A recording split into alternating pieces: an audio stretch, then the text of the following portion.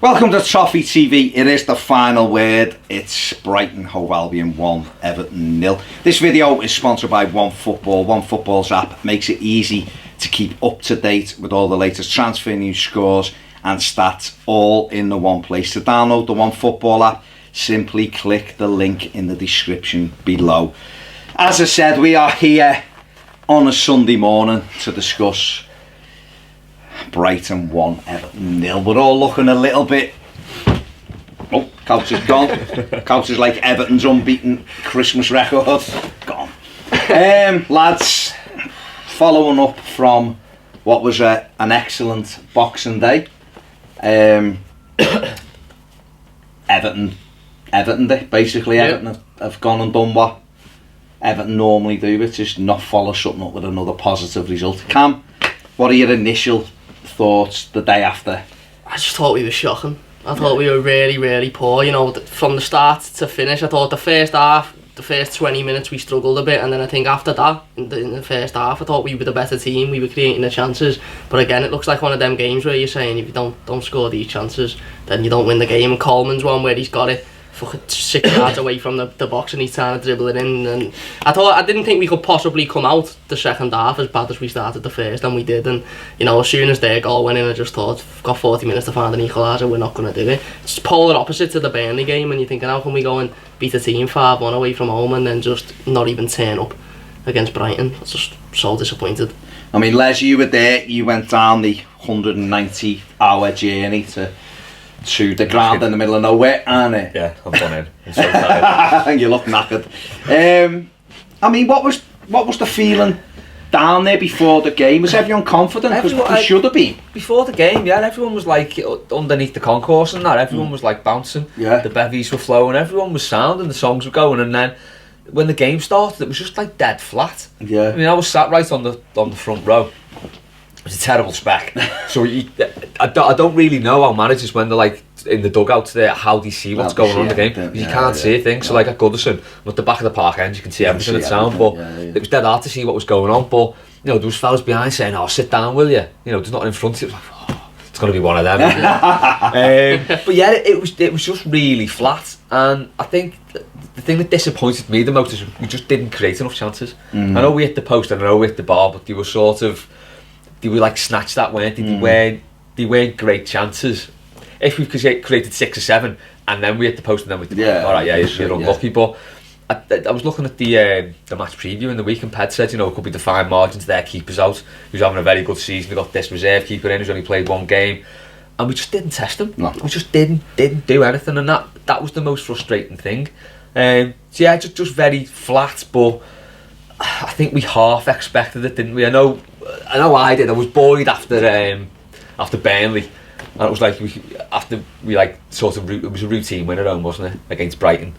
I thought maybe we could do the same even after the first half, because it was pretty flat the first half of Goodison, wasn't it? Yeah. And then we came out and turned it round, but it just didn't happen, and it never really felt like happening for me. And that was, I'm not going to say alarming, because I'm not panicking about anything, but it's disappointing, isn't it? Yeah, it's dead disappointing. Massively disappointing. I mean, the team, I'd done the starting 11. I just went with the same team from Burnley, because I don't believe in making changes for the sake of it.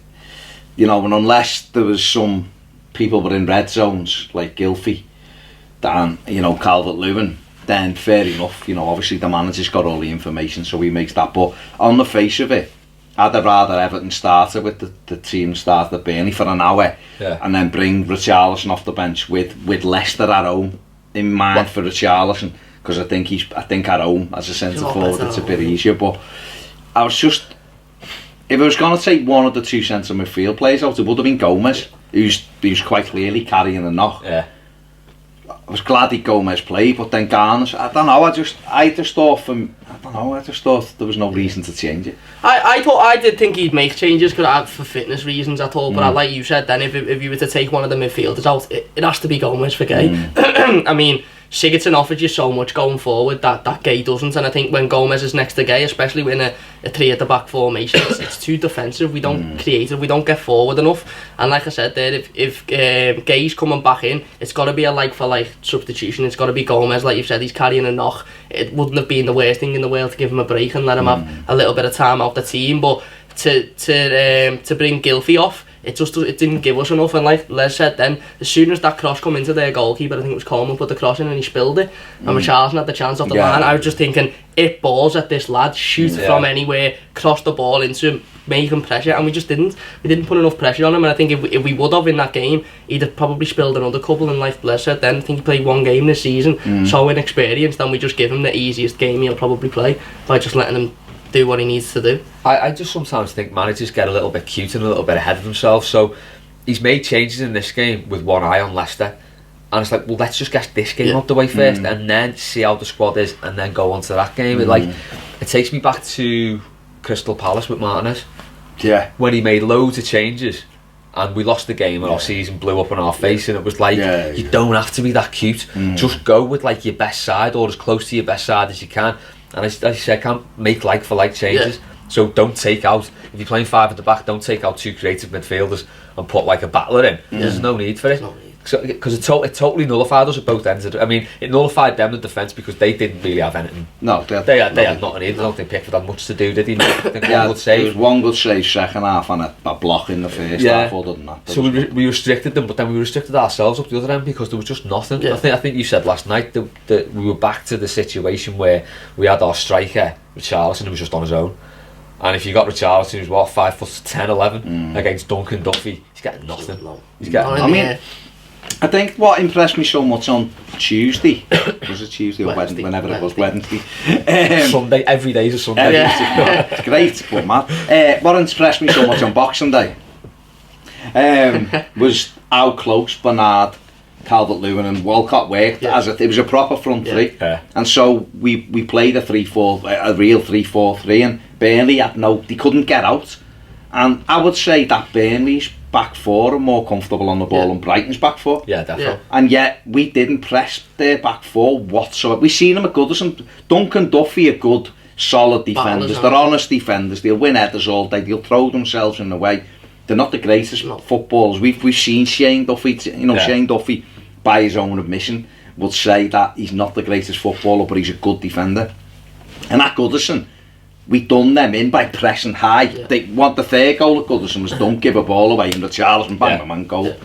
And yet what we did in this game was we just left Richarlison up front and everyone else was back. It was more like a 5-4-1. Yeah, because they were very wide, weren't they? And you're looking and going, there's no need to play like that against these. We'd have almost mirrored the Boxing Day game. We'd have mirrored the Burnley formation there. I think we'd have done them damage, because don't get me wrong, they're a tough side. They've only lost to Spurs and Chelsea at home by the odd goal.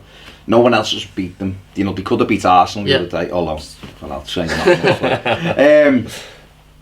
So Brighton are, they're good at what they do. Chris Hughton's done a magnificent job there, and they've got a good home record and stuff. But they hadn't kept a clean sheet for 2 months.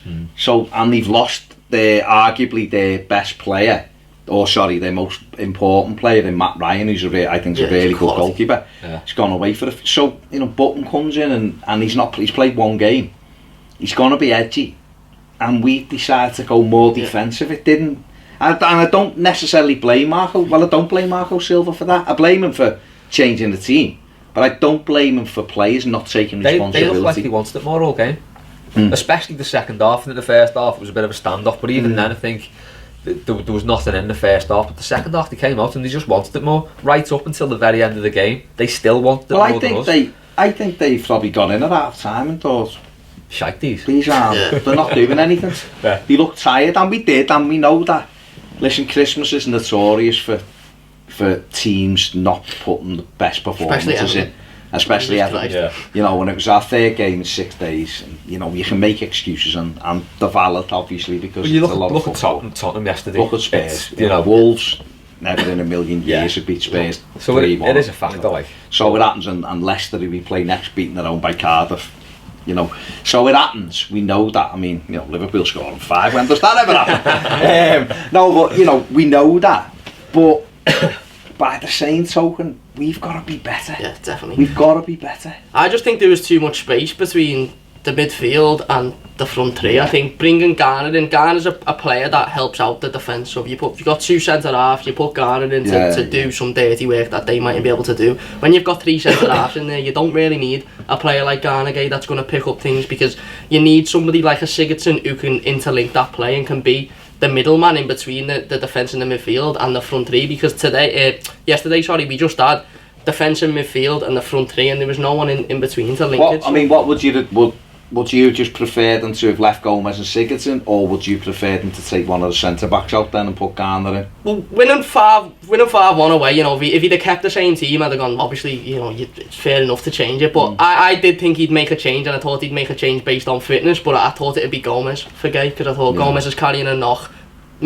Okay, don't change it, but if you're gonna change it, bring him off, let him have a rest. I think taking Sigurdsson out just totally numbs our creativity altogether, and like I said before, it's not like for like.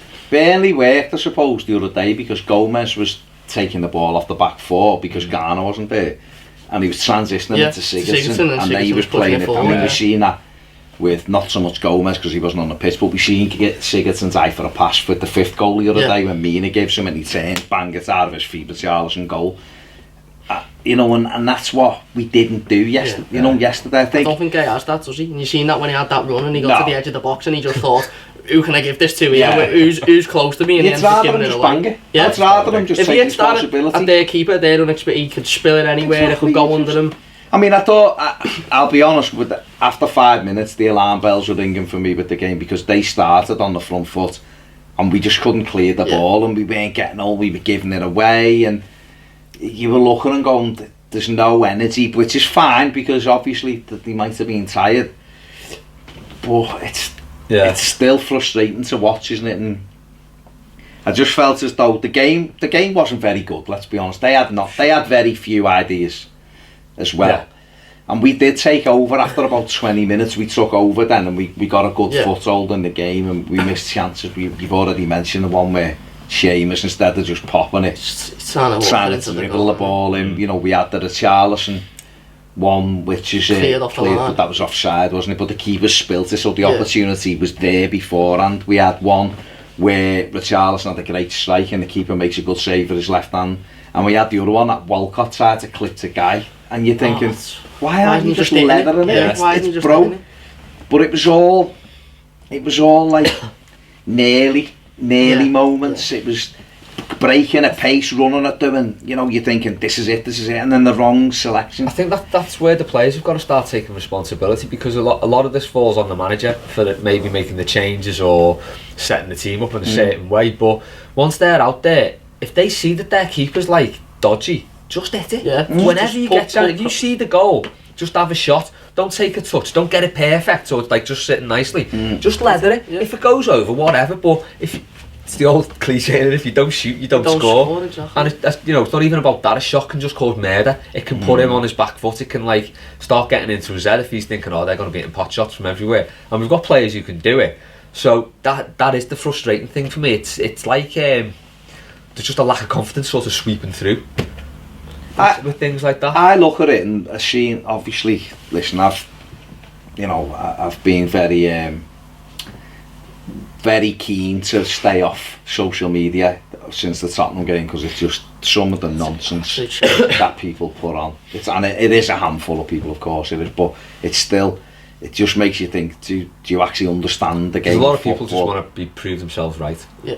At the expense of Everton, which I find really that's fine, strange. But it's also nonsense. Yeah. It's absolute nonsense. That you can't say. I said this the other day. You can't say when a manager comes in, he needs time, and then 4 months, 5 months down the line, say there's no time. And yet when we beat someone, you know, before the Liverpool game, everyone was, we're going for the top 4. Well, you know, we were on a good run, and now we're on a bad run. On a bad run, yeah. Do you know, and that's I think it's as disappointing as it is. And listen, if you've watched my match reaction and 3 Things video, you will know that I was broken last night. I thought I was going to turn up today and you were going to be swinging. Honestly, it was just like I've been hit too many times. And obviously it's frustrating, but you'd have to put it into perspective, I suppose, and it's horrible to have to do, because you were waiting at me, we don't even get some good stuff, it seems, with Everton. We got a great result the other day and we get it the next time. Yeah, there you go, you're not even having 2 games on the run. It's that kind of thing. Or we'll get a penalty one week and then we'll get a stupid one against us, or or we get a lucky goal in a game and they get one in the same game. Our luck doesn't seem to carry, but you can't. I look at stuff like this with the Silva thing and people ready to have a go and all that, and think there's a common denominator here. We're in our 4th manager in as many years, and 3 of them in a year. But there's a certain element of footballers who've been at the club that whole time when other managers haven't, and our results are shite. So at some stage, these players aren't either good enough, or they haven't got the mentality. And I believe firmly it's mentality with our players. I don't think it's ability. Because I think a lot of players at our football club now are really talented. They do. Even ones where people go, he's shite. They're not shite.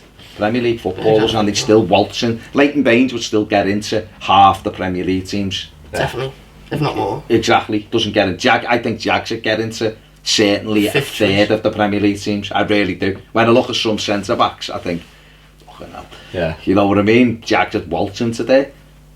He's not even getting near. Schneiderlin would get into probably the third, even the half of the Premier League. So we've got players who aren't involved in our team who are still better than a lot of players in other teams. That doesn't necessarily mean that what we need to get us where we all want us to be. But you can't keep levelling everything on the manager. I don't think you can't always go, if we win it's the players and if we lose it's the manager. Because you can't, just because you like players, you can't. We're very guilty of that, aren't we? Well, it is. We'll see a player and we'll like, I love Seamus Coleman as a man, as a human being. He's probably one of the nicest footballers you will ever meet. He's a lovely. You'd go and have a few pints with him and you'd have a latte. Well, I'd have tea, but you'd sit with him and he's a great lad. He's a lovely lad. He never changes. Brilliant. Doesn't mean you can't say he's not playing well. Yeah. But to some Evertonians like that, you've committed the worst crime possible if you say he shouldn't be in the team at all because he's not playing well. That has to apply to every player. They'll defend Coleman till the cows come home and then slag Theo Walcott the minute he has a bad game. Now, at the moment, for me, the right-hand side is an issue because I don't think 100%. Walcott's consistent. No. And I think Seamus is below his level. I really do. Yeah. Now, I don't know whether I'm going to be as wild as some people on Twitter saying probably Coleman's not. I finished. say that. Right, because I don't think he probably is finished because he's still got something to offer, but he's not playing well. So I don't think just because he's Seamus Coleman that he has to stay in the team, because I don't think we'd accept it anywhere else. We wouldn't accept it with Bernard, would we? We wouldn't accept it with Calvert-Lewin or Richarlison, or we certainly, people don't accept it with Walcott. The kid could have a stormer, but people still say he's shite, which he clearly isn't. But is he playing well? No, he's not. He had a good game at Burnley the other day, and that's what must be frustrating for Marco Silva. Theo Walcott, he seen Silva like this after the game to Walcott the other day, and he said, I was telling him that's how he has to play every week. So in his mind, he's just had a great game, or a good game. It wasn't a great game, but he had a good game and he was a threat. He plays him at Brighton. The kid doesn't touch the ball really, and when he does, he wastes it. So that you can't blame the manager for that. You can't blame. Yerry Mina was outstanding at Burnley. Was he outstanding yesterday? No. Not really. Wasn't terrible, but he wasn't. A couple of times he got done by being silly, by thinking silly fouls. So you can't lay everything at the manager's door, and that I think we're guilty of that sometimes as fans. Definitely. I think a big part of that I always go back when I think about this is the transfer windows. The first year that the transfer windows ended before the season started, and Marco Silva could have been looking at that squad and thinking, you know what, Cenk Tosun ended last season well, Theo Walcott ended last season well, he's going to be our number 9, he's going to play on the right, and after seeing games you're thinking, actually he's not good enough. You look at Cenk Tosun now, he's not even in the 18 in the last 2 weeks, in this busy period when you think he'd get his chance. So I think we have to be patient, and I think, like you said then, we pick and choose. Well, some Evertonians pick and choose who they want to blame. Like you said, when we win, it's the players, he was brilliant, and when we lose, it's, oh, Marco Silva's tactics were wrong, and not just looking and going, actually, he didn't have a good game today, he didn't have a good game either. So I think we need to be patient, and we need to give Silva, and especially Brands as well, the time, because, you know, I've been really impressed with Brands this season, even just his interviews, you know, coming out with the Lozano thing. He could have easily turned around and said, yeah, we'll splash loads of cash on Lozano, but he said no, if they want more than he's worth, I'm not signing him, and that's exactly what we want, instead of just saying, yeah, we'll give them anything for them, because we want players that we know are going to be able to do the job, and that we can get it at an affordable price. Like you said about the Seamus Coleman thing there, I think the introduction of Lucas Dean has really showed up just how much we need another right back. I mean, last season we were looking at Baines and Coleman, and we were going, Baines is the issue here, Baines isn't above his level, Baines isn't as he was, we need to replace Baines, and now Dean's come in and he is pretty much a prime Leighton Baines. We're now looking at Coleman going, you're not at that level now, and like you said, I don't think any Evertonian will be sitting there saying sell Seamus Coleman, get him off the club, he's awful. I think people, we know that we need an improvement on him, we know that he's not at the level to take us to the next step, so we need to bring someone in, whether it's Wan-Bissaka, whether it's somebody else, we need to bring somebody in that can challenge Seamus, and that can give him the role that Leighton Baines has had, and just to sit back and be, you know, playing the cup games, playing in this busy period. But we definitely need another right back to come in, like you've said, the right hand side. I'd bring another right winger in as well, whether it's Lozano, whether it's somebody else. That's down to Brands and Silva to decide, and I don't necessarily think that'll happen in January, because I just don't. I don't think you sign any top class player in January, because teams will want stupid amounts of money for players, especially in the Premier League.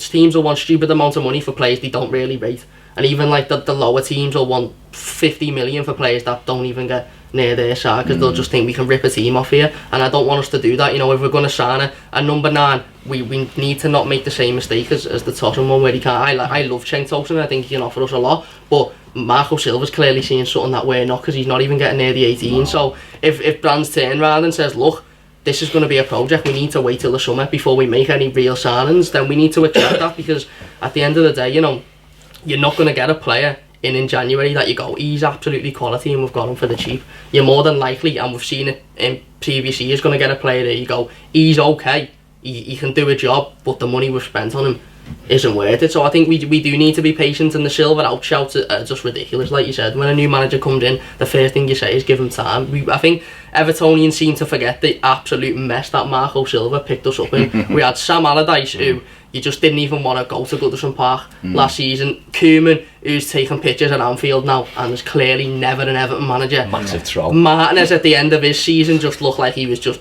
dying.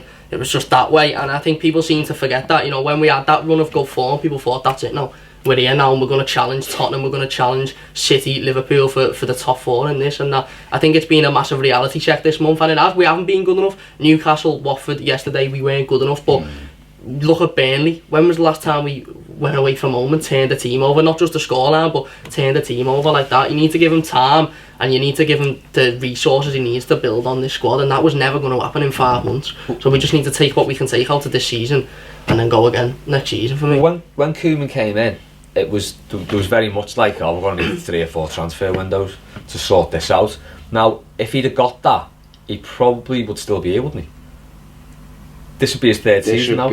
So we would have had 4 windows. Yeah. So he would have been given that amount of time up until now to have sorted the team out. Yeah. In which time it's got worse. Yeah. It's got markedly worse, and we've thrown. The problem is we've thrown a lot of money at it, and it's bit us on the arse big time, and it's just gotten worse. So that shows how much time it can take, because he's got to sort out 3 managers' messes there basically. Now, and I think, as you say, any player we sign, it's got to be the right player to fit into a system. We can't be like saying, I mean, Lozano, he's ace, but do we need him? Yeah, would he fit in our system? And, you know, it's like, just because he becomes available and we can afford him, we can't be buying him. Yeah. You know, if we want a striker to play number 9, he needs to be a certain striker to fit into the system we play, because it doesn't look like Tosun does. Yeah. Does it? So we do need to be patient, but it is dead hard. It's so hard because it's so frustrating because you're thinking, can't we just have something? Yeah. Just, you know, just stay in touch with Man United, just be just there. And it started December, we weren't we? We were 6 points off fourth. We've had And then the rug's just gone. That's why I've been really impressed. We've had a bad December, we lost 4 games. But it feels like the end of the world at times. It does, and listen, like I said, I was practically broken last night. I think for me, that I've noticed certainly over the past few games, and we need to knock it in the head, is we're not sharp enough in our own area. No. We're giving goals away. Yesterday was the same. The ball bounces, and the first player to react, the only player to react, is one of their strikers. There's 2 of them. Against Tottenham, we gave them the first 2 goals, certainly, to make it 2 and 3-1. The ball breaks, and we just stood there looking. Against Burnley, I think every Spurs goal could have been avoided if we'd have just been a little bit sharper. But our players, they seem to switch off in our box, and it looks like it's the new zonal marking for me. Zonal marking's not a problem. Oh, okay. Do you know what I mean? Off. It's the players switching off, and that may be what it's been all along. Because I don't think zonal marking was particularly a problem. Never a problem. People blaming zonal marking for goals we were conceding open play. Yeah. It's like, well, no, you don't, what? You don't zonal mark. We've seen zonal marking work so well this season in certain games. So I think it is players switching off. Yeah, I think you're dead right, Leslie. You go 4 windows, bloody. Or Koeman come in. It coincided with us having money for the first time, and that was a mess for the start. It was a mess because when you look back now, you know why it was a mess. It was a mess because he wanted Marcel Brands. Yeah. Right now, Marcel Brands didn't want to leave the job he had, and also believe he didn't want to work with Ronald Koeman, which is another issue. There's the first red flag straight away. So there's your one. So really, there's your big blue flag for Marcel Brands. He deserves everything. I've heard from different people that we had second thoughts about Koeman even before he came through the door, but we thought it was too far down the line, the fans wouldn't have it. So that was probably should have stuck to his guns and just said, actually, no, we're pulling out of this and we'll take our time. But it happened, and Koeman come in. We bought some decent players. Other ones that didn't work. I was happy with Sneijder when he came in, and for the first 6 months, I thought he was excellent. Now I look at him, and he came on against Spurs last week, and you were just like, yeah, you're no longer. And this is the problem. I think that some fans forget is that as a team evolves, you're constantly going round the team. So as your team moves up a level, not all your players are able to go to that level, or it highlights things, and the only way that you can do it is by continuing to build. I look at Liverpool, right, and people will probably moan because I'm using them, but they're in our city, and they're also top of the league and are probably going to win the league. So you'd have to look at the best, surely. They've had 4 years. He's in his 4th year now. Yeah, I'm not doing the rewriting of history like they do. This is his 4th season, and he's built on it every year. In their first season, he took over, they were 8th, and they finished 8th. Yeah. So there was no real, they done the big thing against West Brom, and he got a point and all that, right? But every year, he got them a little bit better by buying better. So it was like a circle thing where you're climbing up. So we go round the team and go, well, you're alright for doing this, but in the summer I want this and I want that. And every year he's been able to buy on better and better and better. So players who they thought were good enough, all of a sudden were slipping down a pecking order. And that's what we've got to do. And that might be where we're at with Seamus Coleman.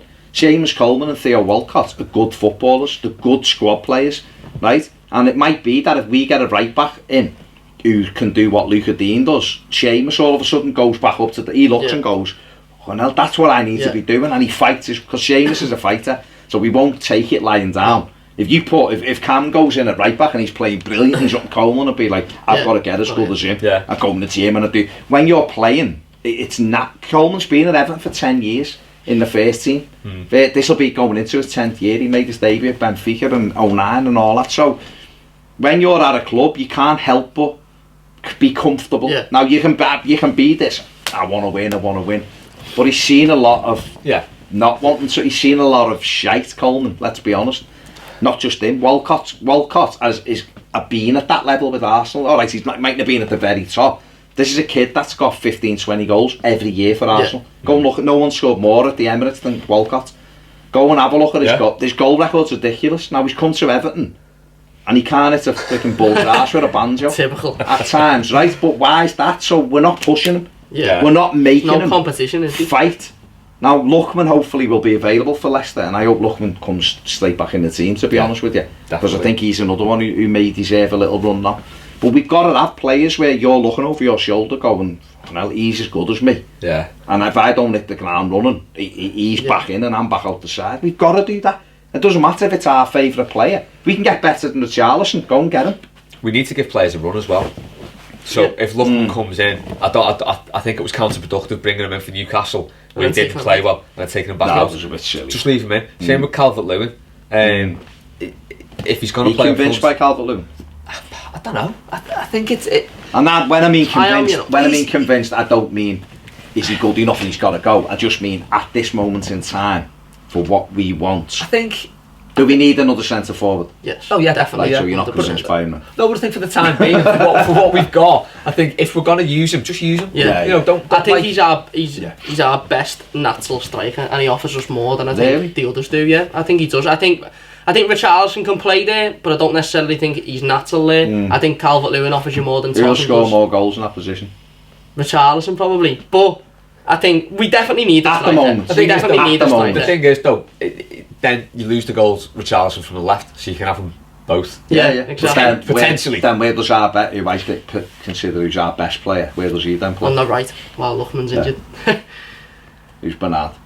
For me, he's our best player by a mile. He's been getting a bit of stick, and I've not understood it. Anyone who gives Bernard stick doesn't understand football. Yeah, because the lad is he needs to sort of against Burnley, he was. I shooting. You know what? At Shakhtar and for Brazil and for his shooting was boss. See his goal against City in the Champions League last year, and then his shot yesterday. He started his head and it goes.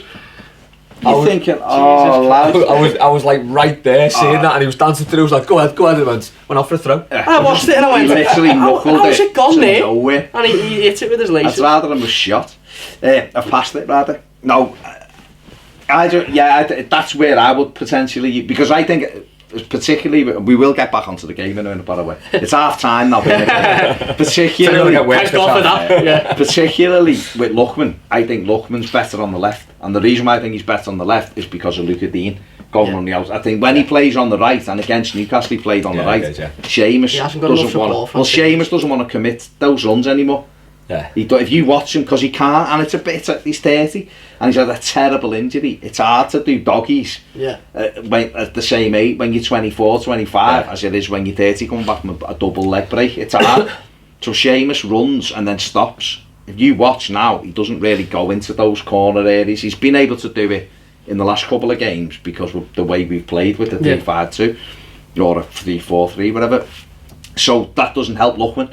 Whereas Lookman's best games for us and where he's looked most effective is when he's come on the left and he's got Luca Dean streaming past him, because he come on at City and was brilliant, but he had Luca Dean flying past him, so it was someone taking his eye, I can play that pass or I can come inside. It gives you two options as well, and it gives their defence a lot more to think about. So if you've got two left footers down the left hand side, all they're really going to do is cross it in. But if you've got a right footer like Lookman, is he going to cut in and have a shot? Is he going to pass it that way? So and he's a brilliant dribbler, isn't he? That's what his strength is. Lookman needs someone very similar to him to play behind him, I think, and Dean is that player that will get forward. I think Lookman, next to on the same side as Seamus Coleman, he doesn't have enough support from Seamus going forward, and that's why he finds himself just stuck with players around him not knowing where to go, because like you said, he needs someone to burst past him and he can play a quick ball and have that relationship, if you like. And that's why I think that's another reason why we need to bring another right back in, because Coleman isn't offering enough going forward, I don't think. And that was his big strength. That was his massive strength. If anything, he was better going forward than he was. Well, he's not a very good. He's never been a great defender, Seamus. He's been a decent defender, but a brilliant attacking fullback. Absolutely different class getting forward.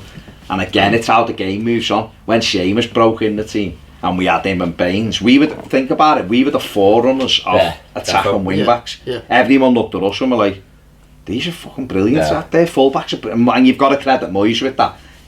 Baines and Coleman were outstanding, but Coleman's been doing it for 10 years, and in that time, 10 years, then it's become such an important look. Man City paid 150 million for 3 fullbacks last year because it's become that important to have that role. So for us to still expect Seamus to be at that level for 10 years is unrealistic. Naturally declined, don't you? And like you said, this injury that he had was absolutely awful. Well, you've got to have someone. You've got to have someone who you job. But the best teams have Liverpool have got Klein and Arnold, and they played Milner there, and they've got Gomez has gone. They've got 4 lads who play there. Where City have got 3 or 4. Tottenham have got Walker. You used to have Walker and Trippier. Then he went. They've got Trippier. They've got Aurier. They've got Kyle Walker-Peters, which is a bit weird. So the best teams that even United have got 2 or 3 who play there. We've got Seamus. John Joe isn't getting in the 18, so you'd assume that maybe Marco Silva thinks he's not quite ready yet. So we've got to have someone, like you said before, it's the same everywhere. And the same with Bernard for me. Bernard is a fantastic footballer, has to play in our team. So if Lookman's going to come in and give us something a bit different, or Richarlison's going to go back to being the left, we've got to move Bernard over to the right, or Bernard's got to come in field and be Gylfi's position. I was going to say that. What do you think about Bernard in the middle of the park? I think he'd be great if we. But he needs players behind him. So it's it's no point we put him on for 10 minutes against Watford, I think it was, or Newcastle in the 10, and then moved him back to that. And it's like he's not going to. No, they need like Les said before about Lookman. Calvert-Lewin, these players need a run of games. You can't just bring a Lookman in against Newcastle, say you didn't set it up there, so you're coming back out. And that's why I'm happy with what he's done with Calvert-Lewin. Calvert-Lewin's not the finished article, and he's not going to be our number 9 next season, every single week. But you can't just take him in and take him out. If you're going to give him a run of games, let him see what he can do, and after 10 games go, okay, this is what you offered us, this is what you don't, this is what we build on. This is what you have to work exactly on. The same with Lookman. Lookman needs to come in and get a run of games. But will fans accept that?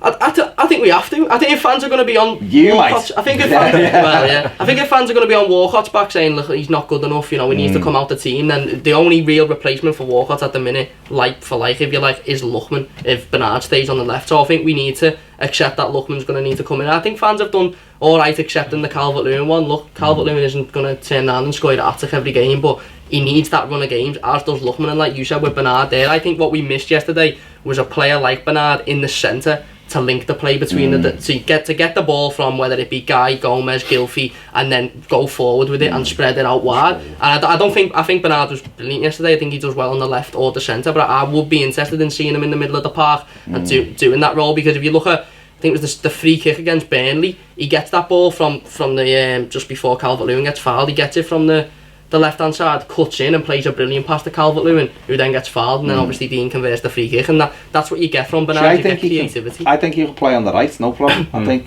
he can play anywhere across there, and I think he'd offer us something there as well, because he works so hard. And you've got to have players like that who can receive the ball any way you give them it, and open the team up. He can kill it, bang, and it's out of his feet and all that. So anyway, back to the game. Went off 0-0. It was a poor performance, but I thought, we finished like on top really, and I was thinking we'll come out and we'll step this up a little bit now, and that's all we need. And if we step it up a little bit, we'll go and take the game to these and we can beat them, because they were offering very little. But it was the response after half time, they could have been, listen, if you're trying to continue to stay on a level thing and go, well, they were tired and it's hard to, but they come out tough for it, didn't they? They come out looking strong. I mean, Les, what was the feeling in the stadium after half time? Were you still thinking we'll win this, or were you thinking we've not matched these here for the opening 10? I think there was the alarm bells ringing. Right, I think with everyone, it still felt very flat, and it was just like you could see them nicking this. It was sort of, we've really not done enough. We've not tested their keeper enough, and then I think within 5 minutes of the second half starting, it was like, this isn't going to be our day. We just didn't. That was the disappointing thing. We didn't look like we wanted it. We just sort of like laboured through the game, whereas they were snapping at us a bit more. They were fouling us a lot more. It was just very, very flat, and there was just no one to take the game and take them on and drag everyone up with them. Everyone just seemed very flat. It was weird because Mina give a free kick away, and it was a weird free kick. Is that what he sort of... The shoulder he goes to the shoulder margin, but then just goes. It was weird though, because I'm not even sure it was a free kick, but it was weird what he did. It was like a weird... I don't know, it was like he's done me here and I'm not letting. It was, I'd rather him have just side them down. Yeah. You know, when he gets booked, the referee for some reason points to the halfway line as if to say you done one there, but he hadn't. No. It was dead weird by the ref. They took the cross comes in a great header and Pickford makes a brilliant save, but it was too easy. The lad's on his own in the middle of the goal and you're like, got 3 centre backs here. Yeah. Pick your men up. You know, Pickford makes it, and that should have really been the alarm bells. That should have made us go, come on, these could nick this. They go and get a goal from Everton's sloppy play. We have a throw-in on the edge of our box. It goes to Bernard. Bernard rolls it back for someone to clear it. Everyone hesitates and Brighton pick the ball up and end up getting a corner. And you're like, where was that? Because Bernard just laid it back. So why weren't we first at the ball? Yeah. You know, they get a corner. The corner comes in. It hits someone and breaks. Licardia puts it in and the flag goes up and you're like, thank fuck for that. Yeah. Now, the referee done his job brilliantly, but I'm going to call him a knobhead because he wouldn't have happened to us. Jogged over to the linesman, who very quickly changed his mind. Now, obviously, the referee's seen it at Gomez. Yeah. So if he has, then it's a really good bit of refereeing. It's shit because it wouldn't happen to us. No. But it's a really good bit of refereeing. It's unlucky, isn't it? I mean, you can't plan for that. It's just an unlucky goal to give away, isn't it? I think that's been the most frustrating thing for me this season. If you look at the games we've played, even City, Spurs, Liverpool, we haven't conceded a goal where you really sit back and go, you know what, good strike that. Fair enough. We can't really do anything. Every goal has been... Yeah, even it was a hell of a shot. It was a hell of a shot, but Coleman headers it straight to him. Straight back into play. Every goal's just like, fucking hell. How are we avoiding them? So I think that's the most frustrating thing. And again, yesterday, I don't think you can really blame it. We can't moan about the 2 lads being on their own because we were zonally set up perfectly. We were on the 6-yard box in a line. If that hits a Brighton player, like you say, he's offside, and if it drops normally and breaks normally, you know, I said it yesterday. If we had fucking been that bad luck, we'd have no luck at all. Do you know what I mean? It's back there, aren't we? It is. It's just ridiculous. The 2 things that hit the woodwork is ridiculous. Yeah. But it hits Gomez on the shin and go. If it goes square, we clear it. It goes perfect for him. Straight to him. You know. So it's. I suppose it's hard to criticise too much the fact that. But it was the way we give the corner away was the issue for me. Not what happened at the corner. It was the fact that we were in control of that football. When Bernard rolls it back, no one reacts. That's the thing, and like you said before, Les, I think the thing this season has just been lack of concentration. Most of the goals we've conceded this season have just been not concentrating. That again, just the boys not concentrating. The Spurs game, the amount of time when the centre halves were just standing there going, "Where's Son gone?" Yeah. We just seem to switch off at too many points in the game. I get dead angry when the ball drops in the box and their strikers. First and our defenders aren't like even kids footy. Yeah, if it drops in the box and their attack's there first, I'm like, why did you let him get there first? It's just basic for me. It's just even just throw yourself at it or something. I mean, I haven't seen it back yesterday. I got in too late. I was like, not watching that. So maybe they were just caught out by the bounce. What happens is the corner comes in and everyone's in a line, a perfect line on the 6-yard box, and he's the other side, and the ball drops and it hits Gomez's shin and breaks. It breaks. Everyone's like that, and it doesn't do that. Doesn't knock the gnome off. It breaks through. That's to him. And he doesn't even know where it is. Does it? Just hits his leg, and it couldn't have landed better. No. If it goes 2 inches either side, it doesn't get through. It goes through. And it rolls. The kid doesn't have to do anything. No. It rolls in front of him. With Pickford, and he's like, puts it, and it's like, hey. But it was that. What really disappointed me was I had a feeling the minute that went in. I looked and just went, that's it. Yeah. And it was the 59th minute. Seen this one before. So I just looked and thought, it's over. Yeah. Because there was no response. There was nothing. There was nothing. Marco Silva made a couple of subs. It didn't affect the game. I mean, he took Bernard off when he should have took Walcott off. Yeah. Walcott and Coleman offered us 0. They'd done nothing all game. And Walcott stayed on. And it was like, he's not even threatening. Sometimes players aren't playing well, but you can see that they're causing issues where Bernard was. Bernard, like the one you said before, he does brilliantly, cuts in onto his right foot. Should have hit the top course, he should have hit the target, or he should have rolled it square. But he was the one who looked for me like if we were gonna get anything, it was from Bernard and Dean. This side there was nothing. You know, he shoehorned Richarlison back out to the left, put Calvert-Lewin on through the middle. But I honestly don't think Dom touched the ball. I honestly, in half an hour, I don't think he touched the ball. I just remember one occasion where him and Richarlison were on the same ball because they were both playing down the middle. So it was like he should have taken Walcott off. That would go to go back to what you were saying before. That's when he should have put Bernard in the middle. Then behind him, stick Calvert-Lewin there, 2 wide players, and then attack it like that. Give him 20 minutes in the middle there, see what happens. But even if he'd have gone 4-4-2 and gone, you know what? Let's just get it wide and throw crosses in. That's what you need to do with Calvert-Lewin, throw crosses in, because he's best in the air. That's his strength, isn't it? But he must be looking at that side going, there's no one I can put on the right here. I'm just going to have to stick with Walcott. It's just weird, it's dead weird. Tom Davies, he put Tom on, and I don't know. The other day, Tom come on the left, didn't he? And yesterday, you're looking and going, Calvert-Lewin comes on, then Umania, Gylfi came on. Took Gomez off, and then you're like, well, we don't need Garner.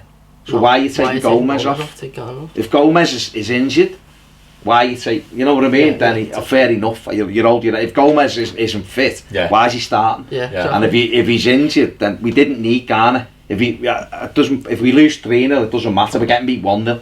I'd rather us lose 3-0 going for it, or 2-0 going for it, than just getting beat 1-0 and going. So I didn't really get his subs yesterday. Nias come on. I understand why he brought Nias on. People go and just throw strikers on. Well, that's generally what you do when you're getting beat. You put forwards on. But Nias come on and then just looked like Nias looked the last time I seen him, which was utter shite. Where last year he looked alright. Well, he looked like he kind of knew what he was supposed to do. Yesterday he come on and went wide. It was shocking, wasn't it? It was just like he couldn't do a thing right. His second touch was a tackle every time. You get 2 free kicks away in about 3 seconds because his first touch was terrible. You know, I think the thing for me when you're lashing subs on seemingly indiscriminately like that, it just affects your shape and the way you play, and we just go dead aimless and we lose our heads. And as you said, there was like 20 minutes left when the first sub was made. It's like we've got time here. Just like sort of stick to the way you're playing. Change it a bit. Just try and get a bit more intensity into the play. Get into the players' ear and say, come on, pick it up for the last 20. You know, it was all. I mean, we had the opportunity with Richarlison at the post, good save, but again, even that, it's the post and goes to their player. You're like, it's the goalie, it's the defender, it's the inside of the post and comes out, and you're like, the Zuma header. All right, okay. And then we had the Zuma header, which was for me was a shit edge, a free header, and he should have scored. And he's at the bar. How many of them have we had this season? As well, Lomina's against Liverpool, Gomez is one against Liverpool. Oh my god. I was sitting there thinking, we're never going to win at Anfield. If you can't score that, we're never going to win at Anfield. Jesus Christ. It was just, it was so depressing. Wasn't it? Even the game in itself, without us losing the game, it was just a shocking game of football. I mean, the reality is, it probably, I mean, I looked at the stats and we had more attempts at goal, we had more on target, we had more possession. God. You know. I know. That makes it worse, Baz. So, no, but I'm saying, but it was like 55-45 the possession. Right. Yeah, and 200 more passes than them, or 100 more passes than. It was weird. And then you looked at it and just went, the game is terrible. Yeah. I mean, really, and I've seen someone put this. It was probably a 0-0. Yeah. Really. Yeah. It probably would have been the right result. We didn't do anywhere near enough to win it. I don't think they done anywhere near enough to win it. But we lost the game, and that ultimately is the frustrating thing about it. And I think sometimes, and I'm guilty of this, is you get caught up in the league positions too much. It's December. It's been a horrible month of games. We've lost 4 matches in December, which is more than we've lost in the other 3 months of the season. Of course, the caveat to that is we've had Liverpool and we've had Tottenham and Man City in that time.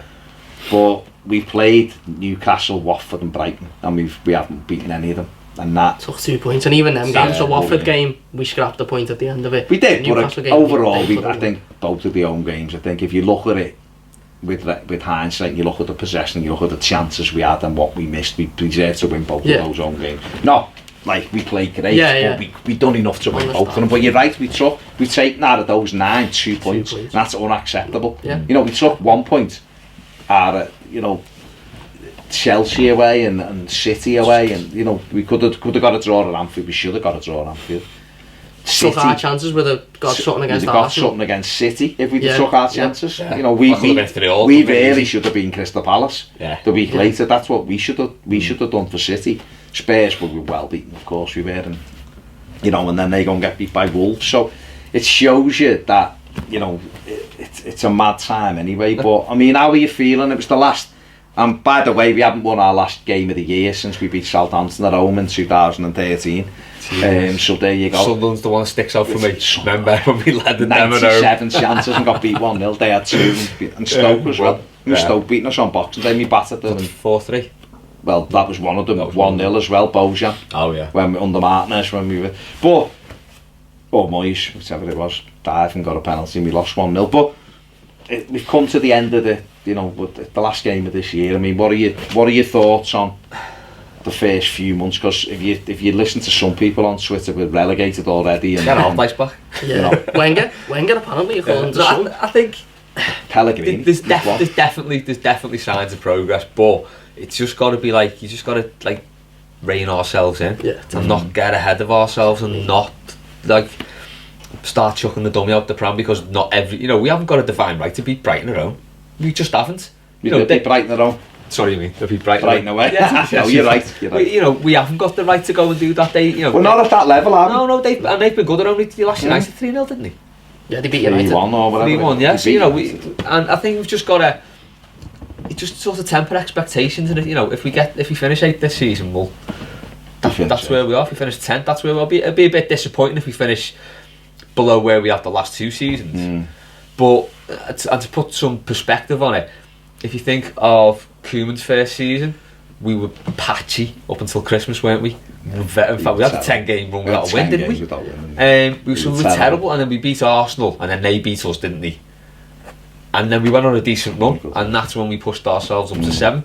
Martinez's first season, we were patchy. We were very patchy, and then we went 7 on the bounce, and that pushed us up. So I think it's probably realistic, isn't it? Where we are, probably just what we do, isn't it? We played even last year. We rarely steamroller into a season. No, do we?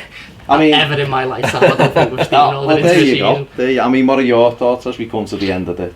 I think the key word for me is patience. We need to be patient with him. We need to give him the time. We need to give him the transfer windows. I don't think we've ever had anybody, certainly in the last 4 or 5 years, with their head screwed on like Marcel Brands has up there. Who'll know what he needs to do. He will know what he wants to do, and he'll work closely with Marco Silva. Like I said, we've come light years from just the football we were playing last season, just being excited to go to Goodison Park and not thinking fucking hell the games tomorrow under holiday. So I think it's important that we stay patient and that, you know, listen, I think with the run of results that we had prior, when we beat Fulham, when we beat Palace, I think we did get too ahead of ourselves, and with the performance against Liverpool, I think there's probably a lot of Everton fans saying, you know what, we're not too far away from these. If we had a decent striker, we'd be on their level, but that's not the reality. No. And it gets, I can understand why it might get like that when you're going on a decent run and when you're looking so good at home. And we're waiting, aren't we? Yeah, exactly, that's what I mean, but we're still, I think, like you said, we're still a whole right-hand side away from being anywhere near a top 4. We're still probably a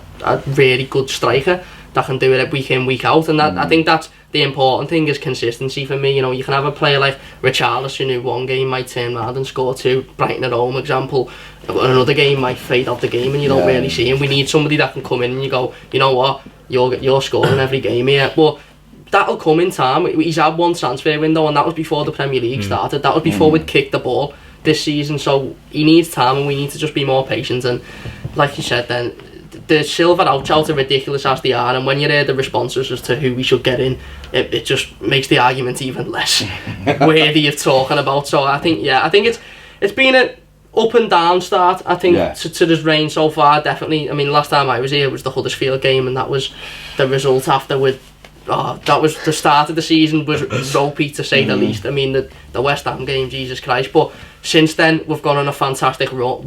Now we've had a poor December, but we've still managed to go to Burnley and turn them over. I know Burnley aren't fantastic, but that doesn't matter. How many bad teams have we played in the last 10 years? I mean, it was our biggest Premier League. Exactly. So I think we just need to be patient and wait on. You know, like I said, I don't think much will happen in January, because I don't think you can do much in January, to be honest. Given, like we said with Koeman, people saying 3 or 4 transfer windows, it was very clear Koeman wasn't the right man. For me, it's very clear Silva is the right man. He just needs to be given the time and the resources to do that. And I think we've had an okay start to the season. Like you said, we probably, realistically, when you step back, are in and around about where we should be. You know, with a finished 6th this season, it'd have been absolutely, and we still could, but that would be an unbelievable season. But 2 points off 7th. Exactly. And I still think we will finish 7th. It's very tight, isn't it? I think we'll finish 7th and we'll get in the Europa League. Yeah. That's what I think. Yeah. But it won't be without. I think it'll be a little bit bride's nighty football till the That's end what of the you season. win a game now and you're up there like 3 points away from United, whatever. You lose a game and you're in the bottom half of the table, and it's so up and down. There really is 3 leagues now. Well, Yeah. there's 4 because Liverpool won it. Then there's that, but there's a break from about like probably Brighton down now. There's a break, isn't it? The teams down the bottom will be down the bottom. So we're not going to get relegated. No. We're not going to finish in the top 4. We probably mightn't even finish in the top 6. So if we let's finish just take it 7th, how it is. If we finish 7th, that's a great season. we've literally got to become, and me and Ped have said this a many times, we've got to become the 7th best team. That first and foremost is what you need. People mightn't like it, and I don't like it, but you've got to be the team that everybody says they're the team that could break into this top 6. We've got to be. Well, like you said before, it's got to be done incrementally. So you go round the squad, and they've done round 1 of that. So you've got Dean in, you've got Gomez in, you've got 2 centre halves in. Yeah. They've done that part of it. Now, whether the next part comes in January or summer, it will happen. It will happen. Of So course, we will get a striker, we'll get another midfielder, we'll sort the right hand side, but it's incremental. Yeah, we're not gonna. And if We're you not do, going to go like that. no, and even if you do it all at once, then you're lashing too many players in at once, exactly. and that doesn't And work. either, sometimes it's built on sand then, isn't it? Yeah. It can break, so. If you look at the start of this season, I think a lot of people had said, like, before we even kicked the ball, who do we need? Before we made one signing, who do we need? A lot of people would go, well, first we need a left back, we need centre half first, we need another midfielder, and we need someone that can score goals. And in a way, we've got all of them. We've got someone that can score goals in Richarlison. Not a lot of people at the start of the season would go, you know what, probably need to replace Seamus Coleman there. I think a lot of people have thought, you know what, he could still do a job here. Tossing, he done well at the end of last season, he could still do a job. So I think people walk out the same, so I think people are saying, Richarlison like the 4th top scorer? Yeah, he's got what, 9 goals. So he's doing well. So if you'd have bought a centre forward from Italy who'd scored 9 goals, you'd be going, oh, boss, exactly. he's doing all right. We need this and we need that. It's just that he's not. If he'd have come in as a centre forward, we'd all be going, he's sound. We need a right winger. It's because he's coming as a left winger and he's gone up front that people, me included, are going. He's not a proper. What he isn't is a proper link forward. No. He's someone who'll get goals, but he's not someone who links the play as well. And that you forget how important that is. And that's the way it is. But let's leave it there. It's end of Brighton 1, Everton 0. A massive thank you to Cameron. Check out Cameron's Mighty Blues channel. Les Roberts, freelance journal. He pops up on the Blue Room. I mean, someone's got it. Only messing, Dave. Only messing. Now he's like, you can hear Les on the Blue Room. He should be in here more, but he doesn't want it because he doesn't like us. Let us know what you think in the comments section below. What did you think about the team? Should they have changed it? Are we looking too deeply into? Is this simply just 3 games in 6 days catching up with us? Is this Everton rearing their inconsistency head again? Yes, it is. Is it down to Marco Silva? Is it the players who've been here for so long as well? Is it all of that? And you're not really asked because it's Christmas and you want to play Red Dead Redemption 2 like me. Let us know in the comment section below. Big thanks. If you haven't subscribed, do it now. It takes a sec. More videos, get over to Patreon. Enjoy the rest of this year. There you go. Can't get any further than that. See you later.